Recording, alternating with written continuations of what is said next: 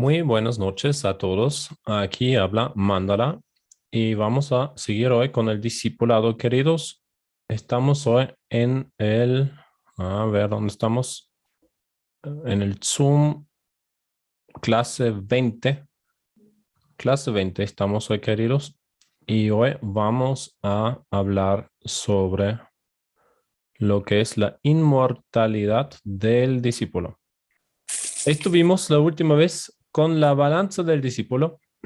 Y hoy llegamos por mí pensado, el último punto en lo que son las características ideales del discípulo, que es la inmortalidad del discípulo. Que por supuesto hay más puntos todavía que un discípulo ideal debería de tener, pero pienso que es una base importante que hemos puesto en lo que es el discipulado, en lo que es característica, y mi idea es ya la próxima semana seguir con las herramientas para avanzar con la otra parte y después darle un cierre a este módulo, ¿no? Eso es un poco la idea, ¿no? Así que hoy vamos a hablar sobre la inmortalidad. Más que nada hoy busco, como es un tema muy extenso y un tema que la humanidad lo ha tratado en la filosofía muchas veces, ¿no? De qué significa la inmortalidad y todo lo que puede, si es real o no es real, o qué puede implicar y que no, si hay un Dios o no hay un Dios, y todas estas preguntas que llevamos desde que existimos. Entiendo que no voy a poder entrar en todos los detalles sobre este gran tema filosófico más allá de la religión, ¿no? Pero vamos a hablar hoy más que nada un poquito quiero inspirarles en lo que es la inmortalidad del discípulo, lo que es más que nada lo que nos toca a nosotros como cristianos, que tenemos una revelación sobre este asunto de parte del otro lado, ¿no? Vamos a comenzar con lo que es la tarea y la oración de abertura. Joaquín, que está tan cerca, mi vecino, ¿querés hacer la oración de abertura para hoy? Por supuesto, no mándala. Buenas noches, bendiciones para todos. Bendiciones, te invito. Si podés hacer la abertura, te agradezco. Perfecto. Padre amado, Padre celestial, te damos gracias, Señor, por estar todos reunidos, Señor, y te pedimos también por aquellos hermanos que todavía no pueden reunirse, Señor, para que puedas tener toda la posibilidad de poder llegar a, a recibir esta palabra que hoy día vamos a recibir a través de Mándala. Oh Padre celestial, te pedimos tener nuestro corazón, Señor, con un terreno, Señor, fértil para que esta palabra pueda llegar y ser como esa semilla que germina, Señor, y que florece, Padre amado, que sea un terreno propicio para que esta palabra nos sirva a nosotros para poder edificarnos. Padre amado, te pedimos por cada uno de nosotros, te pedimos que nuestro entendimiento se abra esta noche, Señor, para poder recibir esta palabra. Padre amado, te damos gracias, Señor, por esta semana que pasó, Señor, por todas las bendiciones, y te pedimos también por todos los hermanos que no puedan tener la posibilidad esta noche de reunirse. Te damos gracias, Padre amado, y te lo pedimos todo esto en el nombre del Señor Jesucristo, Padre amado. Amén. Amén. Muchas gracias. Muchas gracias por la oración. Y con esto vamos a hablar un segundito sobre la tarea, que era sobre la balanza, ¿no? Y me anoté tres cosas que tienen que ver con la balanza y con el juicio de Dios de lo que he escuchado de ustedes, ¿no? Para darle un poco de seguimiento de lo que han puesto en el WhatsApp también, ¿no? Un versículo que les quería nombrar es 1 Corintios 6:3, que dice, ¿o no sabéis que hemos de juzgar a los ángeles, cuanto más las cosas de esta vida? Esto es un versículo que habla de cómo Dios lo mira al juicio y cómo Dios nos tiene pensado de ponernos a nosotros como mayordomos sobre la tierra y también en asuntos celestiales. Y que tienen que ver que nosotros tenemos que saber discernir entre el bien y el mal y juzgar entre lo que está bien y lo que está mal y poder desarrollarnos en esto en un nivel de madurez. He escuchado no solamente ahora en la tarea, en otras situaciones también, que no hay que juzgar porque quién somos de juzgar. Y es cierto que cuando nosotros estamos en un estado donde tenemos una astilla en el ojo que no aplica, que nosotros criticamos a los demás y nos tenemos que fijar en nuestro problema y primero arreglar con Dios. Y eso es muy válido y lo quiero confirmar también, ¿no? Así que, ¿para qué le decís a tu hermano, para, yo te ayudo y te saco la astilla si vos tenés una rama en el ojo puesto, ¿verdad? Eso es lo que nos enseña el Señor Jesús sobre la hipocresía. Pero es una cosa de juzgar como hipócrita, que Dios nos dice no hagas esto. Y es otra cosa que vos tenés que juzgar con un juicio sano igual en tu vida. Si vos abrís la heladera, sacas un paquete de leche, lo olés y si está podrida, lo tirás, no lo vas a consumir porque la juzgaste que está mal o la juzgas que está bien y la puedes consumir. Entonces el juicio, si alguien dice que vos podés vivir sin juicio, es una tontería, no se puede vivir sin juicio. Vos todo el día tenés que juzgar, desde el semáforo hasta el paquete de leche, no hay nada que no necesita y no hay nada que no se merece un juicio que viene de Dios en realidad.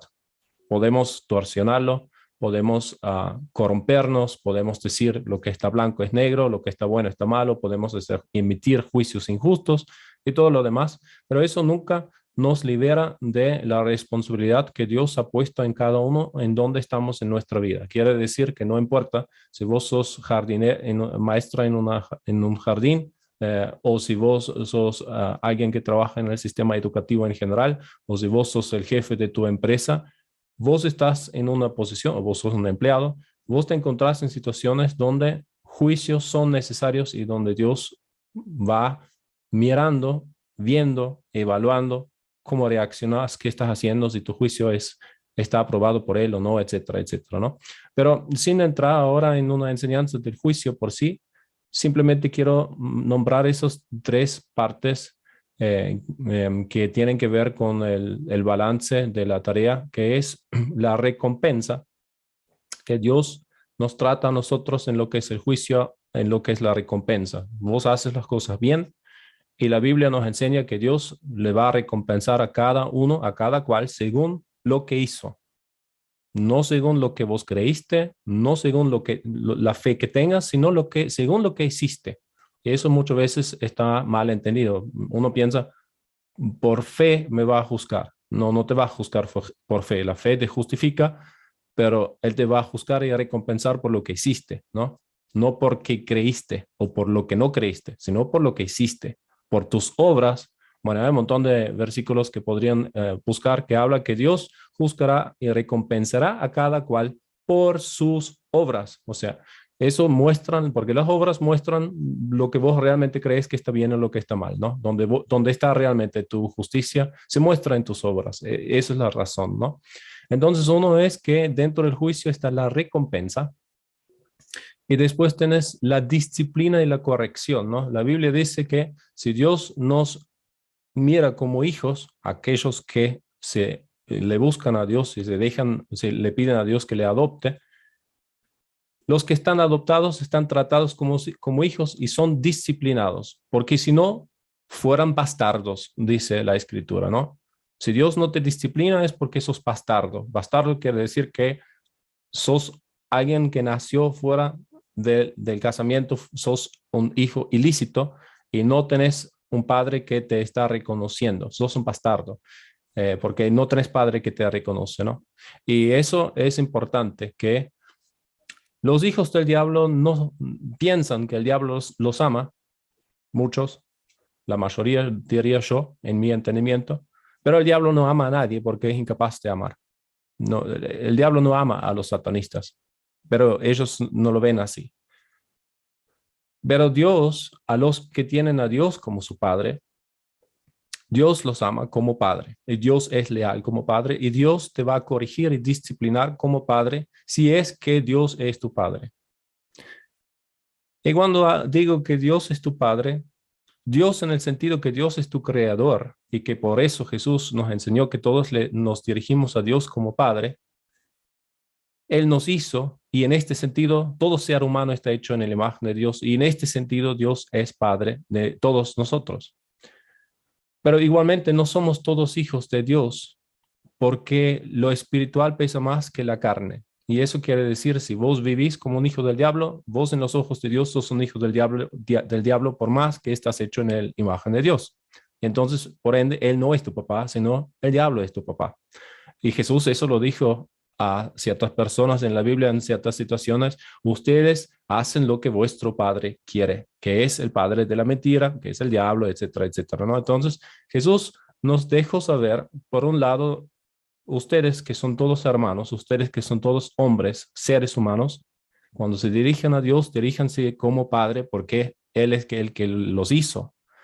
Pero lo espiritual pesa más. Si vos no te arrepentiste de tu maldad y sos malo, el diablo es tu padre porque vos amas la mentira, porque vos amas a robar, porque vos amas a lastimar a las otras personas, por más que vos no lo veas así, pero eso es tu estilo de vida y se muestran en los hechos y eso es tu amor. Vos amás al odio y por eso tu papá es el diablo. Y eso pesa más que la parte de la carne. Por eso hay mucha confusión en la interpretación de la escritura. Si todos somos hijos de Dios, como dicen ciertos ramas cristianos, o no lo somos. Bueno, la Biblia dice, todos que están guiados por el Espíritu de Dios, estos son los hijos de Dios. Así lo dice, ¿no? Y lo dice en varios versículos en diferentes lados.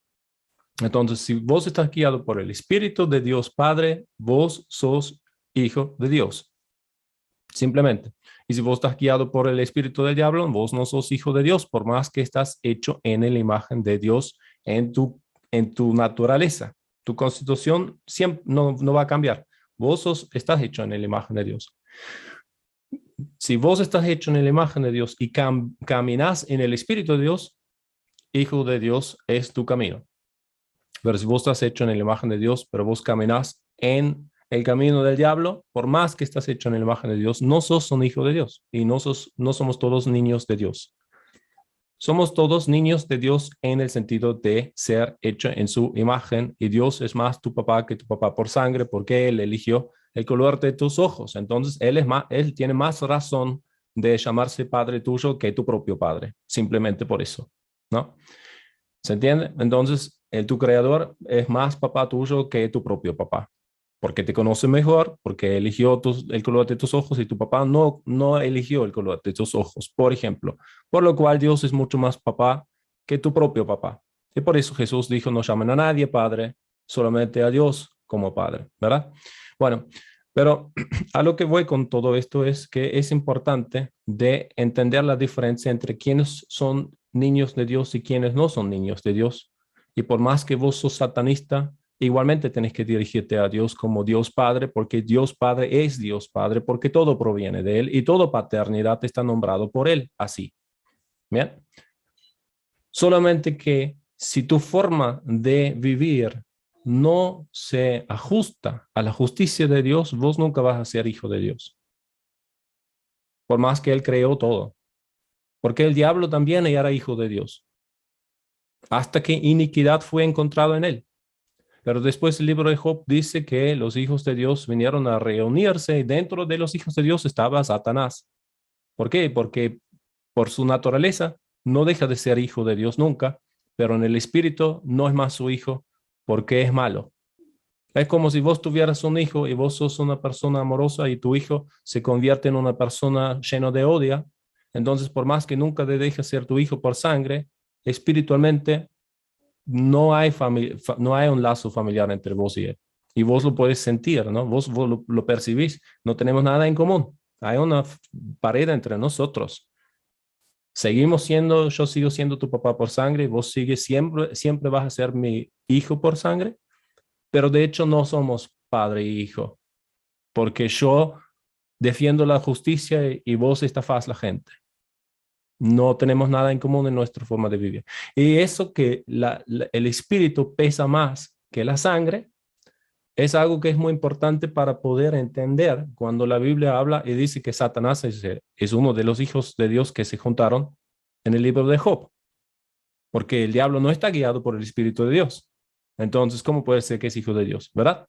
Y la razón es porque fue creado como uno de los hijos de Dios, porque es el padre de las luces y todos los ángeles están creados por Dios y Él es el padre de todos los ángeles, ¿no? Pero el momento que vos te apartaste de Dios, por más que por tu naturaleza que Él te hizo sos su hijo, dejaste de ser su hijo por espíritu. Eso pesa más. Eso estoy tratando de explicar para que se entienda que no hay algo que se contradice en la escritura, sino que simplemente está la parte de lo que es tu naturaleza, que vos estás creado en la imagen de Dios, pero aparte de eso, tu espiritualidad muestra si realmente sos de Dios o no. ¿Bien? Y por eso no todos son hijos de Dios, porque si todos fueran hijos de Dios por espíritu, todos estarían guiados por el Espíritu de Dios, que lo que no es cierto, entonces nadie necesitaría recibir a Jesús como su Salvador para tener la potestad de ser hecho un hijo de Dios, como dice el primer capítulo de Juan, que dice, todos que lo recibieron, obtuvieron la potestad de ser hechos hijos de Dios. O sea, tenés el derecho legal de ser hecho un hijo de Dios si vos recibís y reconoces a Jesús como el Hijo de Dios.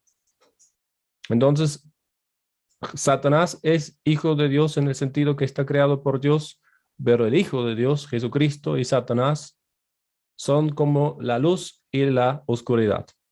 No son hermanos, como algunos lo están enseñando. No son hermanos, no lo son, porque el espíritu pesa más y el diablo fue creado y Cristo no fue creado.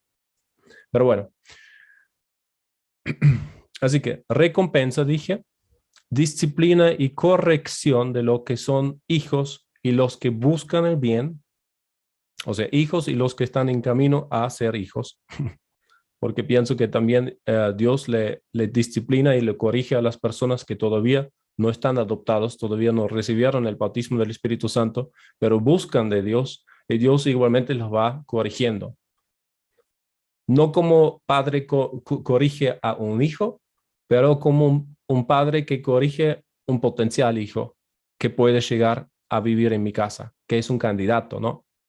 Pero bueno. Y después está el tercer punto, que es la condenación, ¿no? El juicio que lleva a la condenación. O sea, tenés el juicio bueno, que te llega la recompensa, hiciste algo muy bueno, Dios te recompensa con algo bueno. Tenés una persona que quiere hacer las cosas bien, pero hace las cosas mal, entonces Dios le va disciplinando, le va corrigiendo, y después tenés la persona que hace las cosas mal, no quiere disciplina, no quiere corrección ni nada de eso, y entonces provoca la justicia de Dios a la condenación. Bien, también hay personas que dicen que Dios no te va a enviar al infierno nunca. Si vos vas al infierno es por tu propia culpa, porque vos decís que no querés la vida eterna. Ahora, por parte es cierto porque vos elegís el mal y por eso es tu culpa. O sea, siempre es tu culpa. Si vos no tenés la vida eterna, al final del día no es la culpa de Dios que no lo vas a tener. Eso sin ninguna duda. Pero sin ninguna duda también la Biblia dice que, dice el Señor que le vayan malditos al ángeles al lago de fuego que está preparado para el diablo y sus ángeles, ¿no? A los injustos, ¿no? ¿Verdad? Entonces ahí Dios las manda al lago del fuego. O sea, los envía. No es que dice yo me voy porque no quiero estar con vos. No, el diablo quisiera tener el trono de Dios y Dios lo echó. O sea, vos quisieras vivir en la casa linda, pero el dueño no te deja, de hecha. Si fuera por vos, vos lo usurpás esa villa. ¿Me entendés? Si el diablo podría, el diablo quisiera usurpar el cielo. No es que dice, bueno, entonces no estoy con vos. No, no, el diablo lo quiere usurpar. Pero Dios no lo va a dejar. Y lo mismo pasa en lo que es la condenación, ¿no? Te condena activamente. No es que Dios te mira y vos solo te vas. Sí he escuchado testimonios de personas que están tan, ¿cómo se dice? Asimilados por su propia vergüenza y culpa, que se condenan ellos mismos a no ser dignos de recibir la vida eterna. Eso existe también, ¿no? Entonces no lo quieren recibir y se cierran a la gracia y se odian a sí mismos y a través de ese odio se apartan de Dios. También eso es real, ¿no?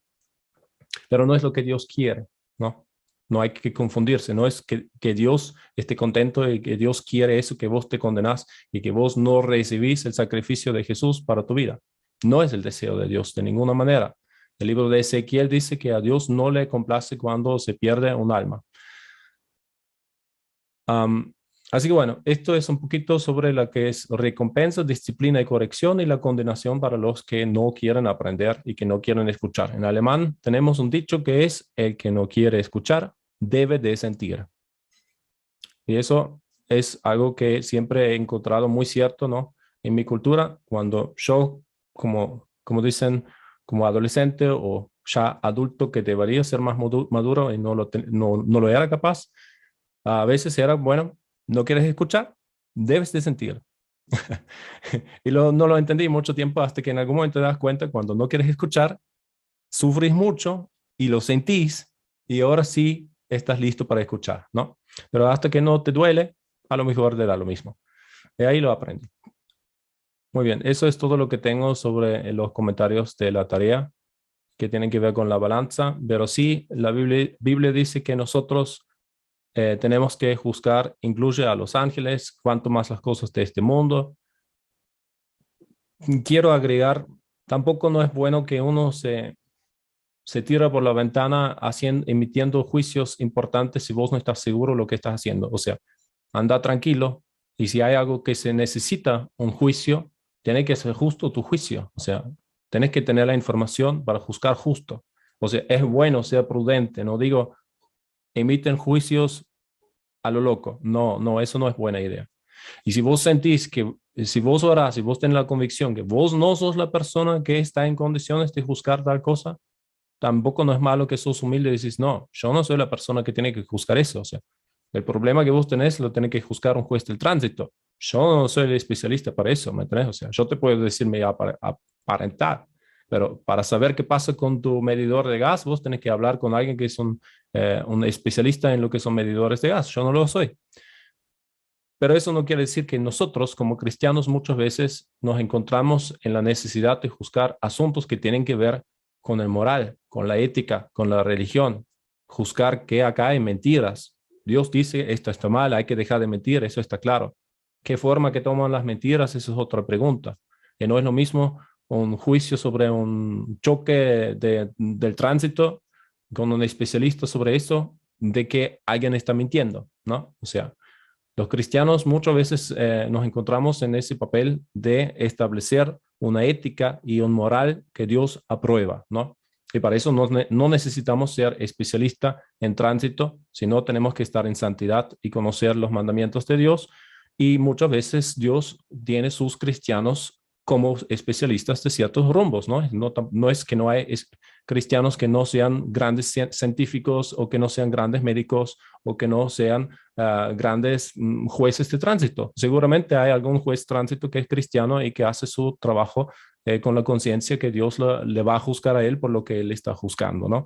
Entonces, como el diablo tiene sus jueces corruptos, así que también el Señor tiene puesto su gente en posiciones claves. Eso también les puedo decir. Y con eso llegamos a lo que es la inmortalidad. Vamos a ver el versículo Salmos 90, capítulo 90, versículo 2, que lo voy a compartir acá.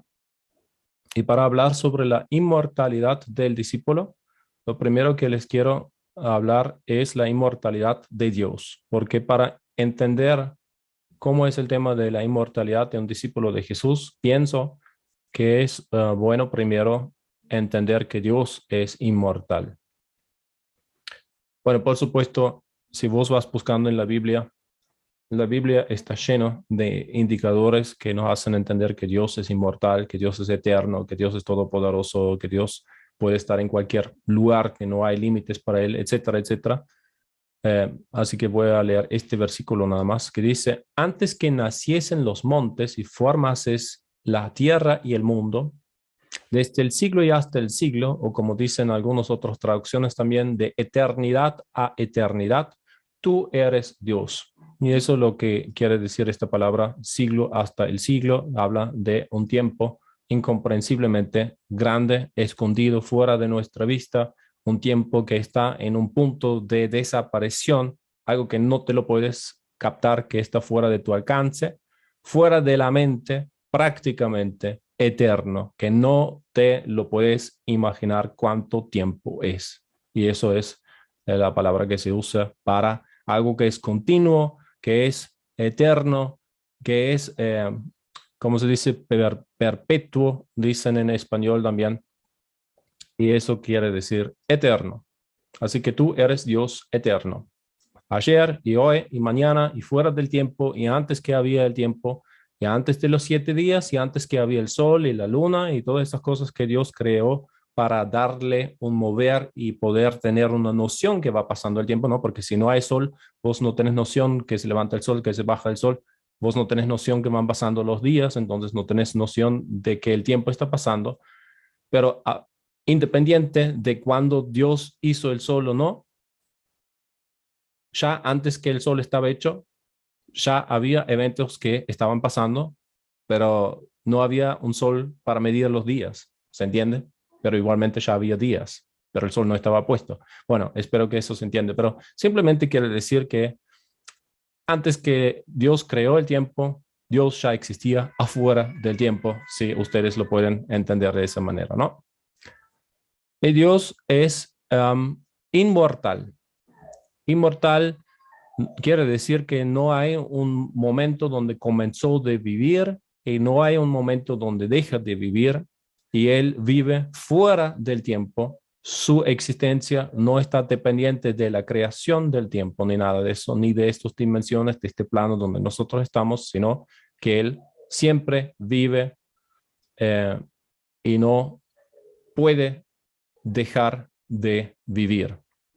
Y no solamente eso, sino que la Biblia nos enseña también que Dios Padre tiene la potestad de dar vida a lo quien quiere y que Él dio a Jesús la potestad de tener vida. Jesús testifica que el Padre le dio la potestad de tener vida, igual como el Padre lo tiene.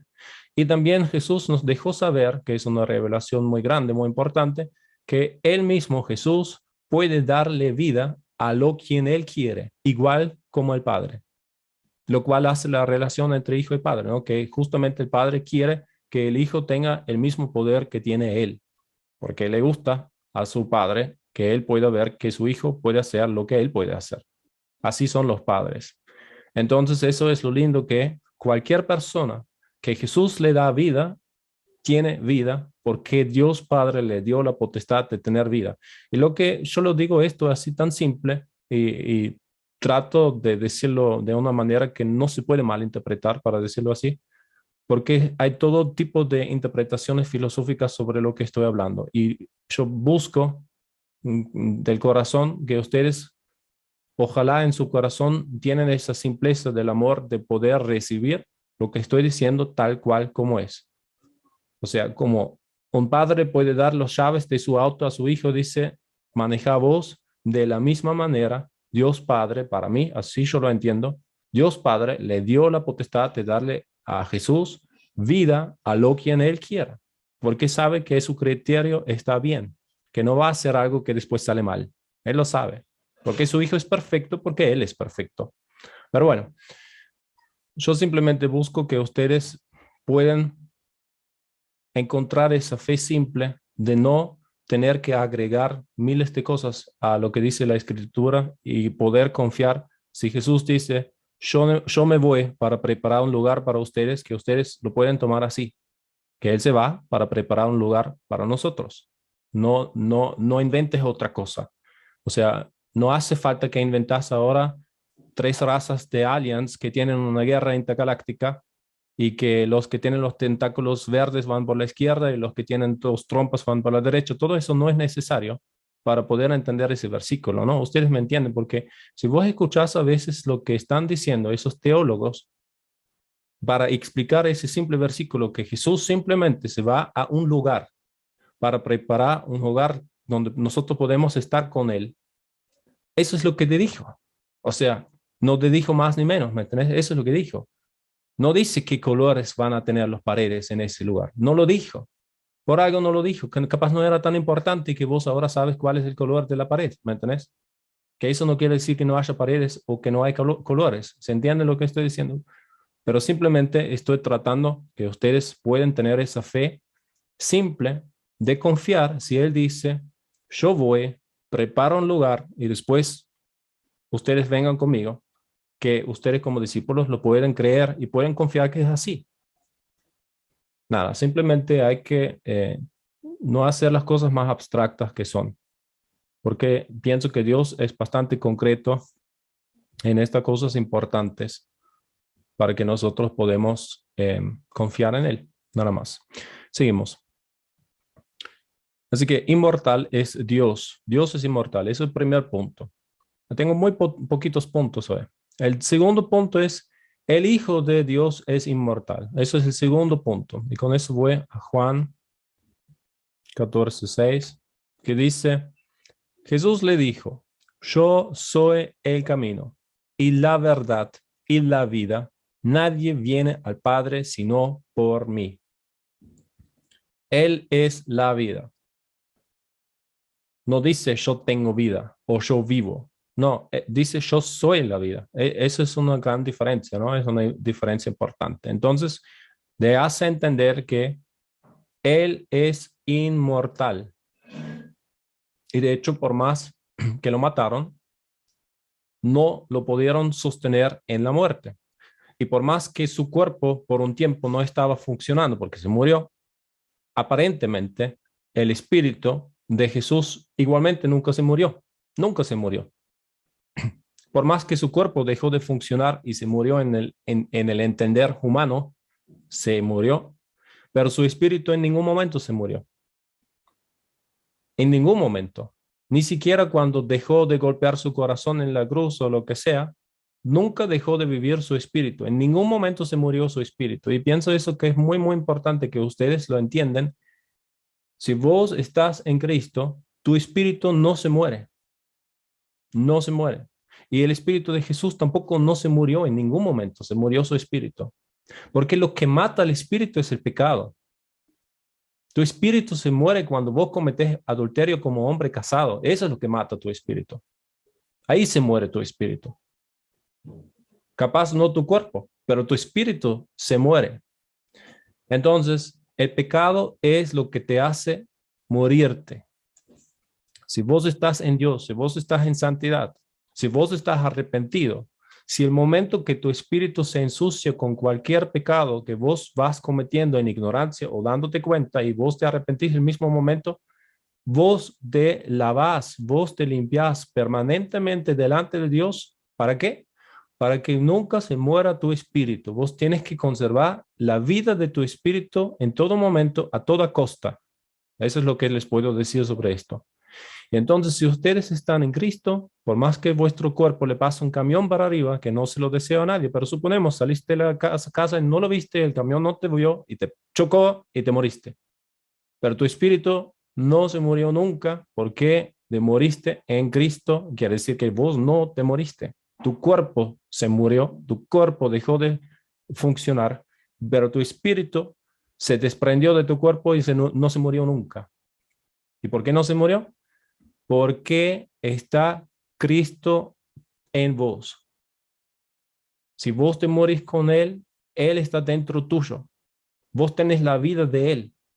Estás enchufado, no estás sin luz. Sos como una lamparita que está enchufada. No sos una lámpara que está desenchufada. No es que se rompió el foco y está roto, no. Estás enchufado, tenés vida, tenés luz. Y eso es lo importante, que ustedes conservan luz. Y por eso Jesús dijo, no teman al que mata el cuerpo y luego nada puede hacer, sino preocuparte mejor de aquel que puede matar cuerpo y alma en el infierno. ¿Por qué? Por el pecado, por supuesto. Porque si vos pecas, eso es lo que te lleva a la muerte. Así que, ¿cuál es el peligro más grande para tu inmortalidad? El pecado. El pecado. No es el camión, no es el granizo, no es el cambio climático, no es el taifún o el huracán o no sé, o el terremoto o no sé qué hay donde vos vivís, los tiburones, no sé qué hay que donde vos vivís, o la serpiente o la araña que te puede picar.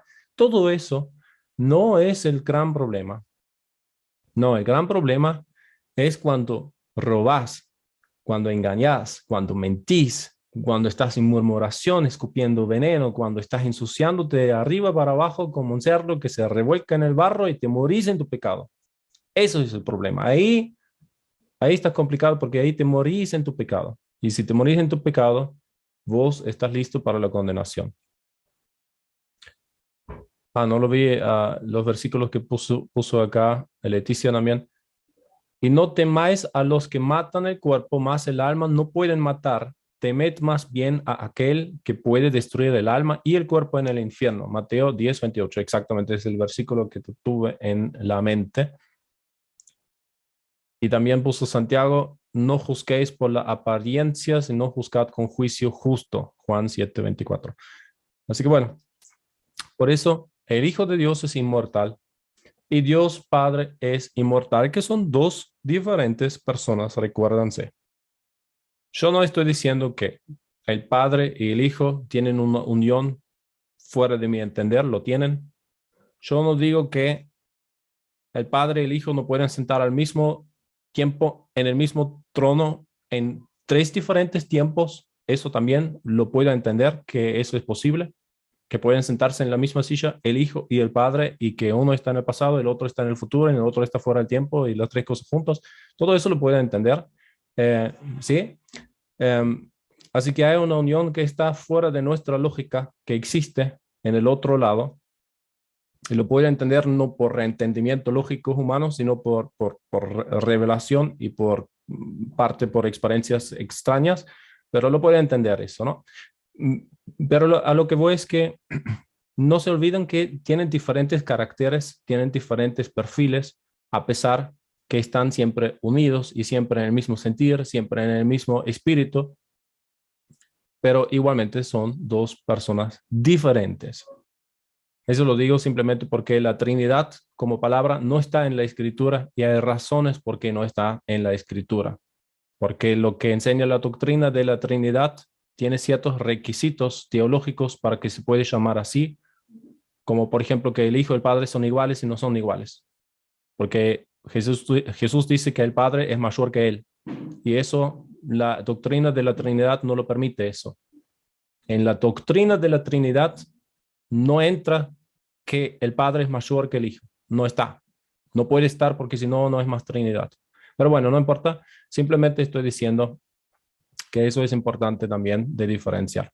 Así que Dios Padre es inmortal y como Dios Padre es igual y que no fue creado nunca, así que el Hijo de Dios tampoco no fue creado nunca. El Verbo, el Cristo, el Logos en griego, tampoco no fue creado, siempre estaba.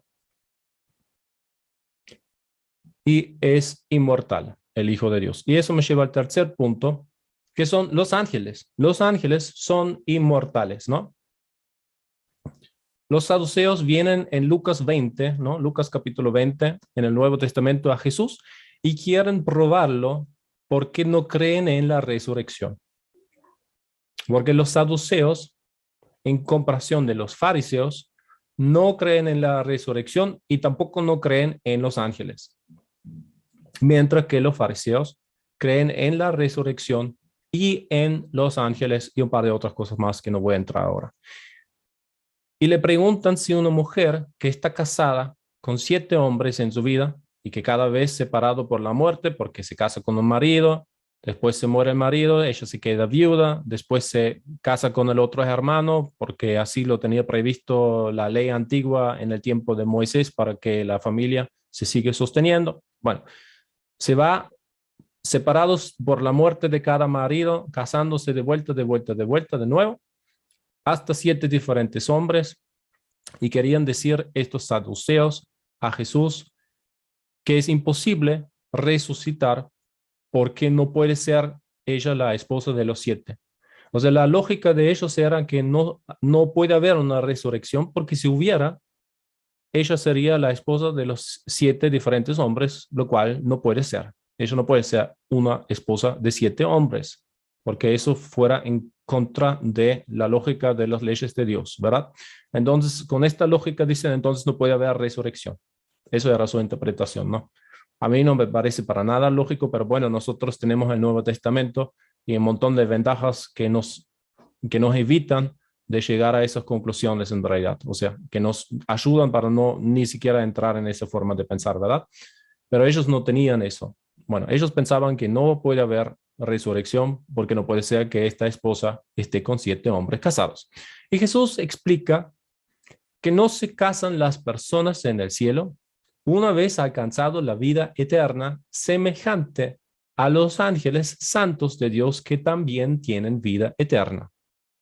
Repito esa frase. Jesús explica a los saduceos que no se casan las personas en el cielo una vez que han alcanzado la vida eterna, semejante a quien a los ángeles santos de Dios, que ellos también tienen vida eterna.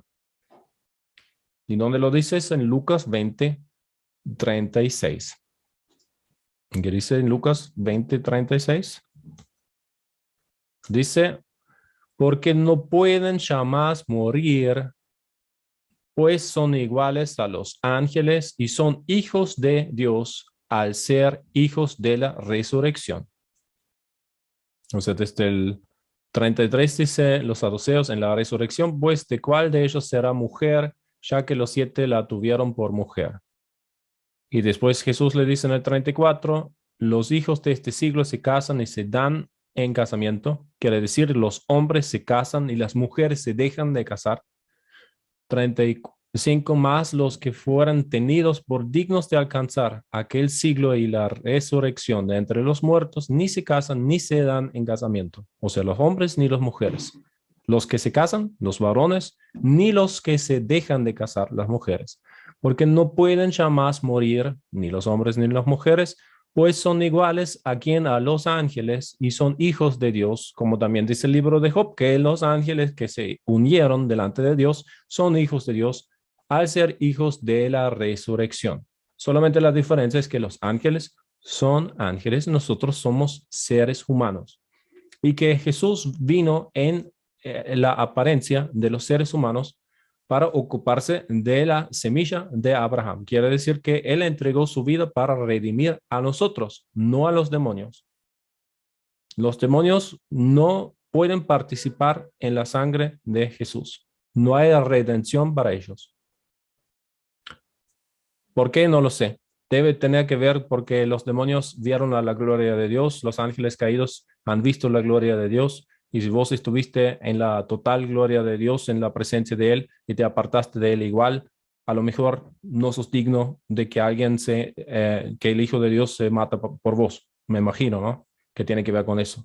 Si te apartás, por más que ya has visto la gloria y has visto todo, igualmente no lo querés, igualmente lo querés destruir todo y ser malo, entonces no hay más remedio para vos, ¿no? Así que bueno, eso también nos enseña el Nuevo Testamento, que una vez que nosotros nos hemos arrepentido y que nosotros hemos conocido y saboreado a las cosas celestiales y después volvemos a la locura del pecado, no hay más remedio, no hay más sacrificio para nosotros, ¿no? Estamos iguales que los demonios, básicamente, en este sentido. Acá puse Lucrecia, y el polvo vuelve a la tierra como era y el espíritu vuelve a Dios que lo dio. Eso es Eclesiastes 12:7.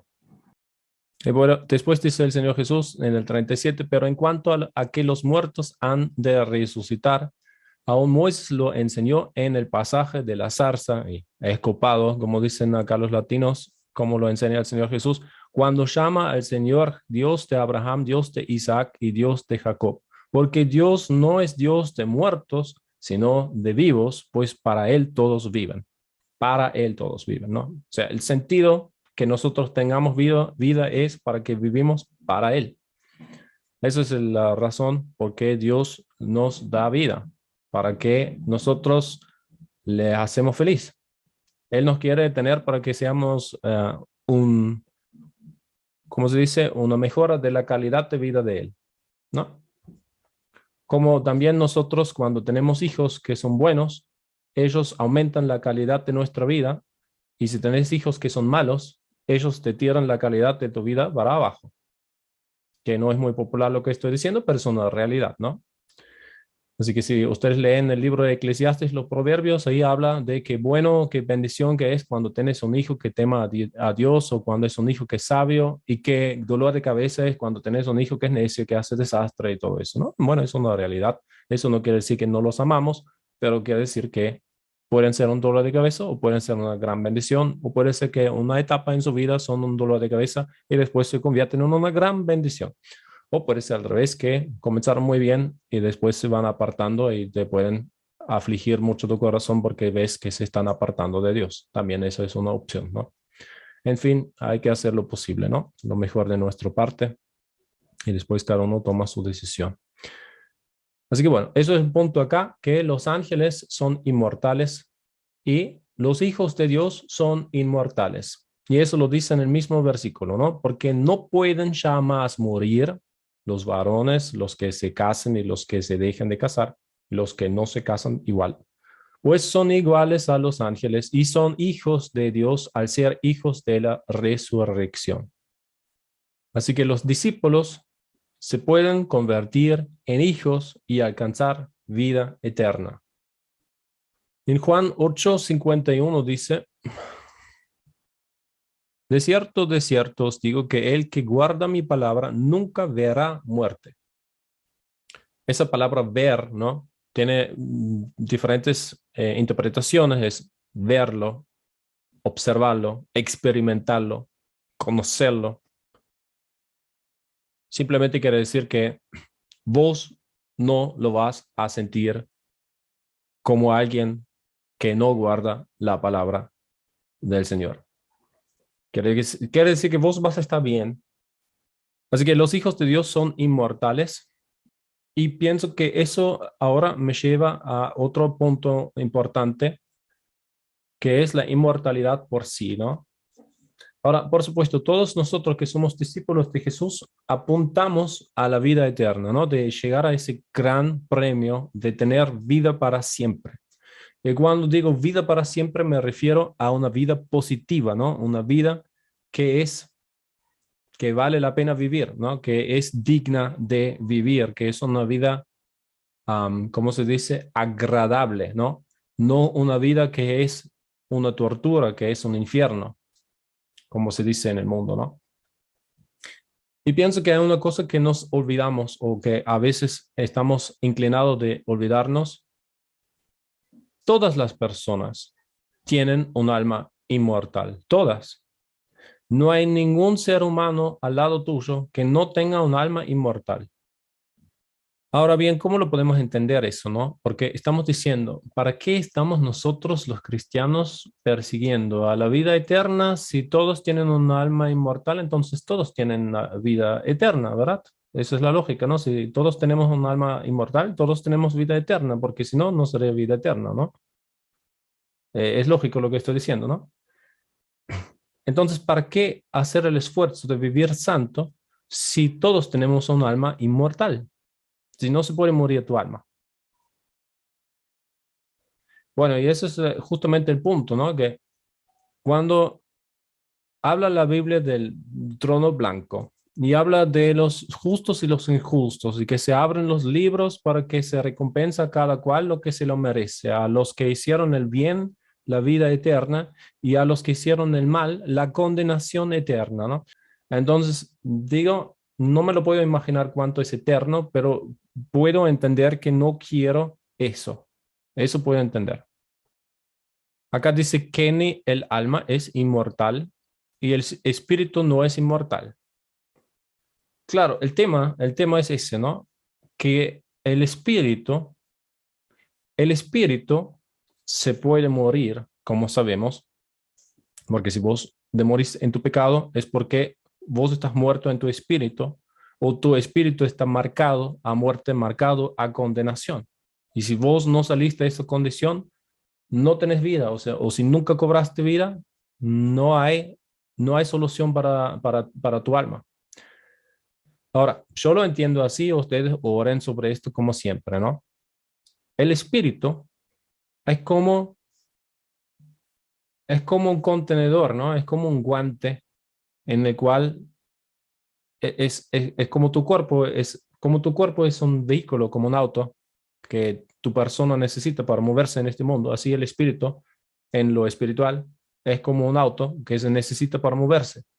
O sea, sin tu espíritu, tu alma no tiene con qué comunicarse. O sea, como necesitas los ojos carnales y yo necesito los oídos carnales para poder escuchar lo que ustedes dicen en el Zoom, sin esos oídos no lo puedo escuchar, no puedo. Y así de la misma manera necesitamos oídos espirituales para escuchar de Dios. No lo escuchas físicamente, excepto que te habla en carne. ¿Se entiende? Así que de la misma manera, el espíritu es necesario para que vos tengas un vehículo donde tu alma está enganchado para moverte. El problema es con la segunda muerte, y con eso voy a lo que es la última reflexión para hoy, porque lo más importante ya lo dije, que es la inmortalidad de los hijos de Dios.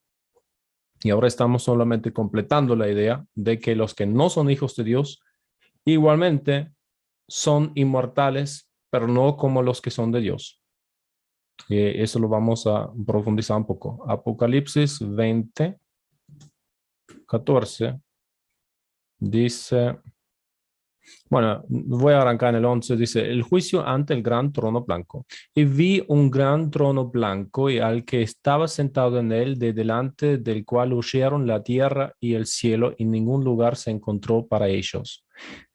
Y vi a los muertos, grandes y pequeños, de pie ante Dios, y los libros fueron abiertos.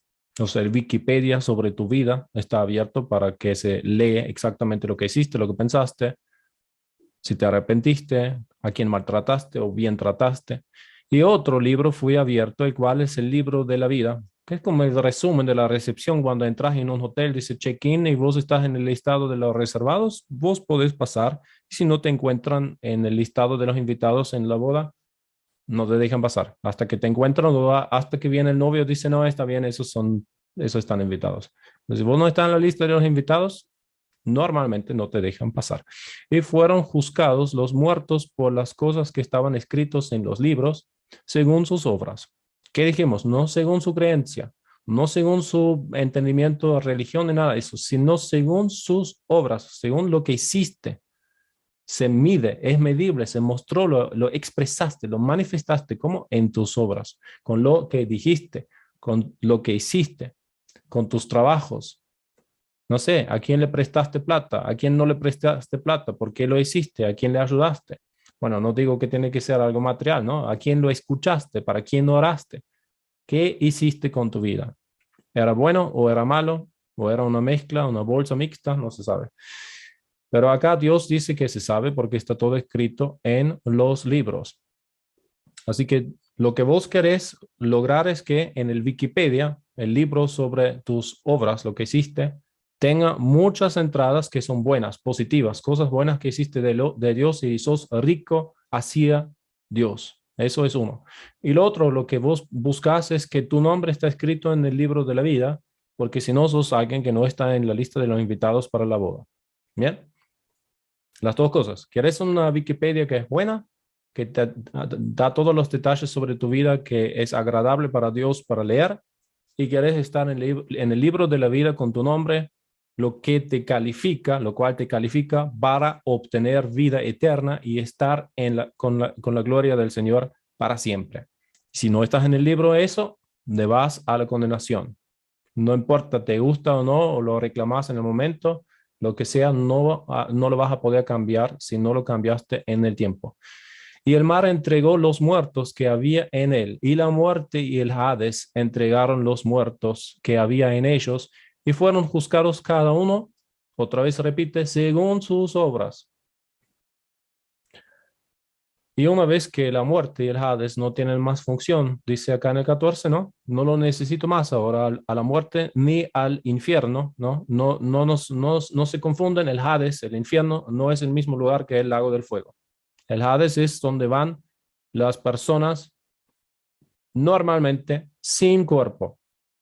O se va el espíritu y el alma de la persona normalmente sin cuerpo al lugar de los muertos, que es para los que son malos el Hades, y en el tiempo de Abraham era lo que Dios le llama el seno de Abraham, en el lugar de los muertos, los buenos. Así que, como no hay más necesidad para el infierno, porque se desocupó la pieza, no hay nadie más que queda ahí.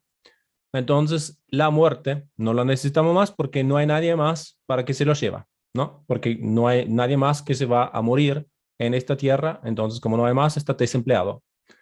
Y como es mala la muerte, está desempleado y como el Hades también es malo y Dios no lo quiere tener todo el tiempo a la vista, entonces los dos fueron lanzados al lago del fuego.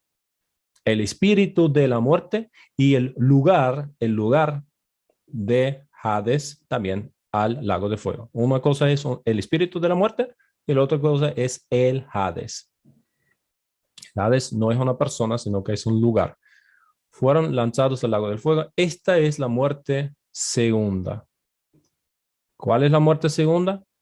Cuando vos, si a vos te tiran al lago del fuego y vos estás consumido por el juicio y la condenación de Dios y te morís, o sea, estás en un estado de muerte y te morís y te seguís muriendo y te seguís muriendo y te seguís muriendo, pero no podés dejar de existir y no podés estar muerto y te seguís muriendo. No sé bien cómo explicarlo mejor. Pero básicamente es como si yo te tiro al fuego y vos no sos capaz de morirte, pero lo sufrís como alguien que se muere en el fuego. Así. O sea, imagínate un segundo que yo te doy un cuerpo y te tiran al fuego y vos lo sentís el fuego y te quemas en el fuego, pero no podés morirte. O sea, a pesar que te quemas tan feo que te deberías de morir, pero igualmente no te puedes morir. Esa es la mejor descripción que yo les puedo dar en mi entendimiento de cómo se entiende. Y el que no se halló inscrito en el libro de la vida fue lanzado al lago del fuego. Así que eso es rascatabla para todo lo que es doctrina de salvación, ¿no? Y vos decís, yo soy salvo porque yo recibí a Jesús. La pregunta no es bíblicamente si vos pensás que sos salvo. La pregunta bíblicamente es si tu nombre está escrito en el libro de la vida. Esa es la gran pregunta. Si tu nombre no está escrito y vos te morís, lago del fuego va a ser tu porción. Es eso. Entonces la pregunta tiene que ser, ¿estoy escrito en el libro de la vida? Y ustedes, por supuesto, pueden orar. Ustedes pueden, perdón, ustedes pueden preguntar a Dios y decir, mi Dios, te pregunto, por favor, déjame saber, ¿estoy escrito en el libro de la vida? Lo puedes preguntar. Yo no veo que es algo malo que vos querés saber si te vas para siempre a un lago de fuego. No me parece una pregunta de poca importancia para una persona, ¿no? Entonces vos lo puedes preguntar a Dios. El punto que quiero decir es que los malos y los buenos aparecen y todos recibirán sus cuerpos, los santos y los injustos. O sea, todos vuelven a tener su cuerpo, no cuando están en el Hades, pero cuando va el juicio final. Los que son de Dios reciben un cuerpo que será glorificado, ¿no? Un cuerpo mejorado. Y los otros no dicen nada que sea glorificado el cuerpo, pero que vuelven a dar los muertos, ¿no? O sea, el mar devuelve los cuerpos de los que se murieron en el mar. Eso es lo que quiere decir. Porque si vos te ahogas en el mar, tu cuerpo se queda en el mar y si vos te moriste en tu pecado, tu espíritu se va al Hades, ¿sí? O sea, tu espíritu se va al infierno y tu cuerpo se queda en el agua. Normalmente tu cuerpo no se va al Hades, sino, como dice en el libro de Jonás, si lo leen en detalle bien, lo pueden entender, que habla que él está volando con las algas, que su cuerpo que estaba con las algas, ¿no? En el precipicio, pero que su espíritu y su alma se estaban yendo al Hades. Y ahí se arrepintió, le clamó a Dios y Dios le escuchó, le mandó una ballena, lo rescató y todo, ¿no? Pero son dos cosas distintas. Uno es dónde está el cuerpo que se está muriendo, que se está al punto de morirse o ya se murió y después volvió a la vida o estaba ahí en el medio, no se sabe bien, y su condición espiritual. Y como estaba en desobediencia, estaba al punto de morirse en pecado, porque lo huyó de Dios, ¿no? Entonces, en último momento cambió su opinión y le clamó a Dios y después estaba listo para entregar la profecía en el libro de Jonás, ¿verdad? Así que simplemente el punto acá es que al Hades normalmente en mi entendimiento van los espíritus normalmente no van con cuerpo y con alma y espíritu.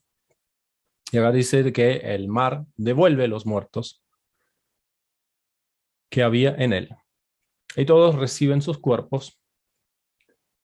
Y el problema es que cuando vos vas al lago del fuego, vos vas al lago del fuego con espíritu y con cuerpo. Como los que son de Dios van a estar con Dios con cuerpo y con espíritu. Las dos cosas. Les doy otro ejemplo. En mi entendimiento, ¿no? Ustedes oran. Elías hoy en día está con el Señor y es una de las pocas personas que están con el Señor que tienen cuerpo. La mayoría de la gente que está ahí arriba están con su espíritu y su alma, pero su cuerpo está acá. Está esperando en la tumba o no sé, se rompió en un accidente con un auto. No sé dónde está su cuerpo, pero no está arriba como el cuerpo de Elías, porque Elías fue con el cuerpo. ¿Se entiende? Entonces, no es lo mismo estar en la presencia de Dios con las tres partes de tu naturaleza, con tu espíritu, con tu alma, con tu cuerpo, que estando solamente tu alma o solamente tu alma y tu espíritu en la presencia de Dios. No es lo mismo, simplemente estoy diciendo eso, ni más ni menos. Pero el punto importante es que todos son inmortales en este sentido, que nadie puede dejar de existir,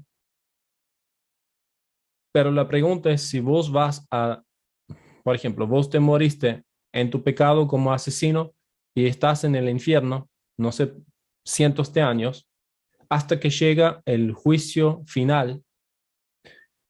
Y cuando llega el juicio final, vos estás convocado para presentarte delante del trono de Dios y te van a devolver tu cuerpo. O sea, vos te vas a unir de vuelta con tu cuerpo y después vas al lago del fuego con cuerpo y con tu espíritu, lo cual hace el sufrimiento mucho peor y lo cual hace estando en la gloria con Dios mucho mejor. Las dos cosas es mi entendimiento. Mi entendimiento es que Jesús tiene su cuerpo glorificado que está en la presencia del Padre y su cuerpo glorificado le permite experimentar la totalidad de la naturaleza humana y bueno, y como es divino también, su naturaleza divina le permite experimentar la totalidad de su naturaleza divina dentro de lo que Dios Padre le ha puesto en su Hijo. No sé bien cómo es, ¿no? Pero eso es más o menos cómo funciona. Y tiene previsto que todos que son hijos de Dios están en semejanza de su Hijo, con diferentes grados de gloria. Eso también agrego que es mi entendimiento personal. Diferentes grados de gloria porque hay diferentes personas que hicieron diferentes obras y uno recibió mayor recompensa y otro menos recompensa, pero los dos tienen vida eterna, pero la gloria que tengan son diferentes, como las estrellas tienen diferente luz y así, así. Bien. Pero bueno, el punto es, el justo como el injusto, ninguno deja de existir y pienso que muchos cristianos se olvidan cuando hablamos de evangelizar, de no pecar y de hablar de otras personas sobre el pecado, que la otra persona, si no se salva, no solamente se va al infierno, sino que en algún momento va a recuperar su cuerpo y no va a dejar de existir nunca. Y eso es, o sea, lo peor que te puedes, a ver, vamos al peor caso, ¿no? Sacamos la cuenta, ¿qué es el peor caso? El peor caso para mí es, vos sos mala persona, vos naciste en una familia cristiana, te han enseñado de amar, te han enseñado la empatía, te han enseñado la misericordia y vos no marchás, vos vas siempre en contra, no amas a nadie, lo odias a todo, le blasfemas a Dios, le maltratas a la gente en tu alrededor, te enfermas, vivís en tu enfermedad, sufrís porque no tenés amigos y toda tu vida es una tormenta, ¿no? Toda tu vida es mala y toda tu vida es un sufrimiento, pero vos nunca volvés a Dios. Y vos pensás eso, peor no puede ser. A lo mejor vos te engañás y pensás, mi vida peor de lo que ya tengo no puede ser y no te importa nada y estás cada vez peor. Pero cuando te morís y te morís en tu pecado, recién te enterás que lo que viviste en esta tierra, que todavía había luz, había descanso. Porque en el infierno no hay descanso. No hay descanso en el infierno. No es que vos decís, listo, ya sufrí 8 horas, ahora me voy a acostar y descansar un rato. No hay descanso porque no hay ninguna virtud de Dios presente donde vos estás apartado de Él. Entonces no hay descanso y no hay nada que te da ninguna comunidad o alegría o esperanza, ni nada de esas cosas, porque todo eso son virtudes de Dios. No hay nada de eso. No hay luz, no hay bondad, no hay misericordia, no hay gracia, no hay descanso, no hay nada. No hay todo lo que es bueno, no hay. Todo lo que vos te puedes imaginar que te parece bueno, todo eso es lo que no va a haber. Así que bueno, entonces, pero eso ya es malo. Te fuiste, te moriste, estás marcado y te falta solamente recibir la condenación final. Y vos pensás en el infierno sufriendo en el espíritu con tu alma, que eso es lo peor que te puede pasar. Pero en realidad lo peor viene todavía cuando vos recibiste vuelta tu cuerpo y te vas al lago del fuego. Eso es lo peor que te puede pasar, porque ahí realmente es cuando la ira de Dios te consume para glorificar a Dios para siempre, que es bueno para Dios y los justos lo van a celebrar, seguro.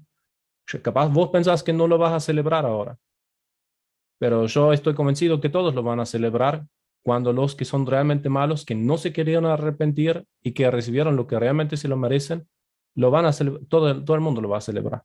Todo el mundo lo va a hacer. Capaz vos pensás, no, yo no soy tan malo, no lo puedo celebrar, que le va mal a la otra persona. Pero cuando se expone la maldad que realmente es y que a propósito se ha elegido, cuando vos te encontrás con la pureza de la maldad, para decirlo así, vos vas a celebrar que no vive en el mismo lugar que vos. Eso es lo que pienso yo. Capaz vos pensás ahora que no, pero yo creo que sí.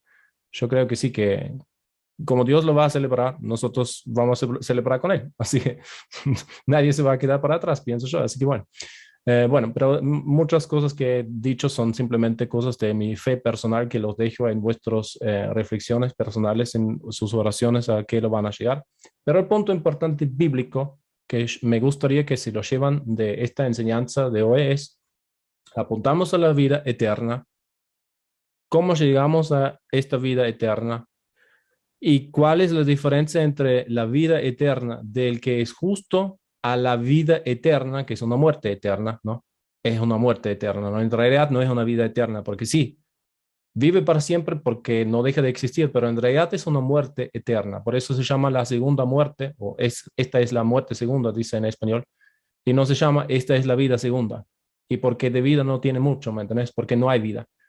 Porque a lo que Dios se refiere cuando Dios dice y hay vida es porque es algo bueno. Pero como no hay nada bueno en ese lugar, es la muerte segunda, no es la vida segunda. Técnicamente nosotros como seres humanos en nuestro razonamiento decimos, bueno, entonces los condenados, los que son injustos, también tienen vida eterna. Sí, técnicamente en tu cabeza si lo pensás es así, pero la vida eterna que tiene la otra persona es una muerte eterna. Eso es lo que realmente que es. Una pregunta para ustedes para investigar. Y eso no es la tarea todavía, pero es como una opción si quieren. Entonces la pregunta es, ¿los humanos condenados dejan de existir? A mí me gustaría, si ustedes se fijan en sus Biblias, si la persona que hizo todo mal en algún momento deja de existir como algunos ramas lo enseñan, porque hay ramas que enseñan que los que se mueran en su pecado reciben su castigo, pero en algún momento sus almas dejan de existir y no están más, simplemente se disuelven como una pastilla en el agua y no existe más, se van al olvido. Yo les invito a ustedes que lo oren, que lo busquen eh, y que lleguen a una conclusión, porque me parece una pregunta muy importante. O sea, que uno como cristiano me parece que debe tener una fuerte convicción que si una persona deja de existir o no deja de existir. Pienso que es importante. Cuando vos hablas en la calle con otra persona de otra religión o de alguien que no sabe nada de Dios o que es solamente filósofo o le gustan las cosas espirituales, que vos tengas una convicción bíblica fuerte de que vos no vas a dejar de existir, porque vas a encontrarte con personas que te van a querer convencer que a pesar que hacen todo mal y que a pesar que matan a otra persona, y por más que no se arrepienten, después igualmente se mueren y no hay nada.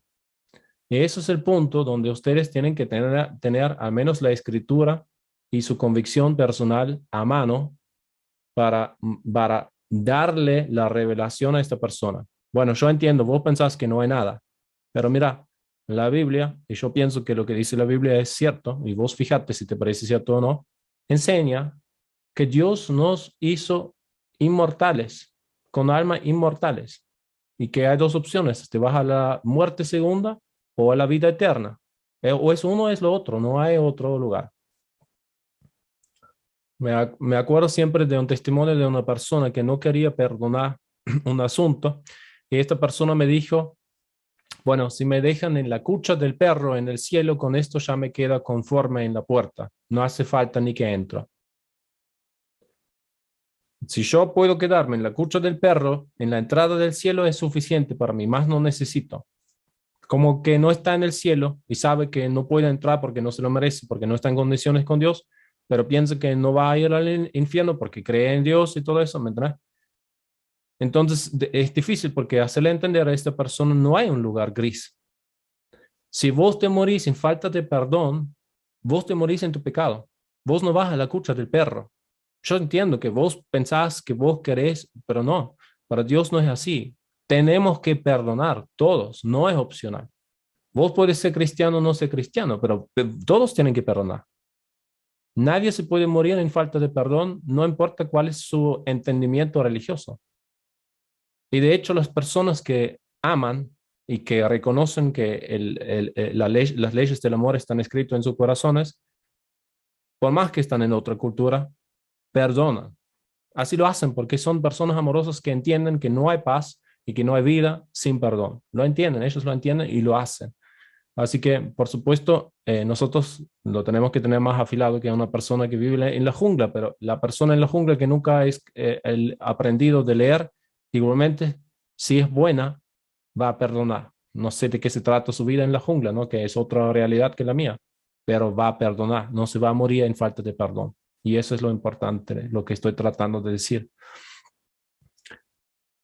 ¿Cuál es la diferencia entre la vida eterna y la muerte eterna? Esa es la otra pregunta que les invito a que lo investiguen el que quiere. No es ninguna tarea todavía. Ya llegó a la tarea. ¿Quién de los muertos recibe un cuerpo? Me gustaría, y pienso que a algunos de ustedes les va a servir mucho, de ver y leer y ver los versículos donde la Biblia habla de que ¿quién es el que tiene un cuerpo al final de todo? ¿Son solamente los cristianos? ¿Son solamente los judíos? ¿Son un par de los gentiles? ¿Son solamente los republicanos de los yanquis? ¿Son solamente los cubanos? No sé. ¿Quién recibe cuerpo? Bueno, y con esto voy a la tarea y hoy vamos a cerrar tempranito. Qué bien, ¿no? Hoy el kiosquito se cierra tempranito, así que ustedes pueden hacer más horas extras para levantar la economía acá. La cara de Cecilia se ríe de mis chistes. Está bien, está bien. Hago lo posible. Soy un hombre serio, pero trato de camuflar mi humor seco alemán. Le doy como un monito latino, ¿viste? Para ver si zafo, si voy zafando, pero a veces se siente igual que es medio seco el caramelo, pero bueno. Tarea. Trabajo en grupo. Lo voy a copiar para el chat. Busquen y comparten en el grupo de WhatsApp pruebas de la inmortalidad del ser humano. Primero inventé toda una tarea, ustedes no saben lo que pensé, lo que anoté, pero después dije, no, este lunes van a estar re cansados, lo vamos a hacer simple, buscar un par de versículos, está bien. Pero primero lo que armé de lo que tiene que hacer uno y después avisar al otro, era todo como un teléfono descompuesto. Y después dije, no puedo hacerlo porque me van a terminar odiando. Así que mejor no. Al final lo borré y dije, nunca se van a enterar, así que no importa. Bueno, ahora dije el secreto, ahora ustedes ya saben si quieren con la intriga, pero bueno, capaz me lo guardo para otro día. ¿Quién es el Rey de Gloria? Me persigue con su amor, me asombran sus palabras, susurrando en mi interior. Mi conciencia me recuerda que necesito su perdón. Él es el Rey de Gloria, Él me lo ofrece hoy. Su nombre es Cristo, Jesucristo, Dios poderoso, Rey de mi ser, Rey de gloria, oh Rey del universo, Príncipe de paz, revelándome los cielos, los misterios que me da. Mi espíritu lo anhela, de su gracia y su verdad. Él es el Rey de gloria, Hijo de hombre, Hijo de Dios. Su nombre es Cristo, Jesucristo, Dios poderoso, Rey de mi ser, Rey de gloria. Su nombre es Cristo, Jesucristo, Dios poderoso, Rey de mi ser, Rey de gloria. ¿Quién es el Rey de gloria? De poder y majestad, el sabio sin medida, es el Rey de amor y paz. El Señor del cielo y tierra, es el único creador, Él es el Rey de gloria, Él es todo para mí. Su nombre es Cristo, Jesucristo, Dios poderoso, Rey de mi ser, Rey de gloria. Su nombre es Cristo, Jesucristo, Dios poderoso, Rey de mi ser, Rey de gloria. Dios les bendiga, hermano.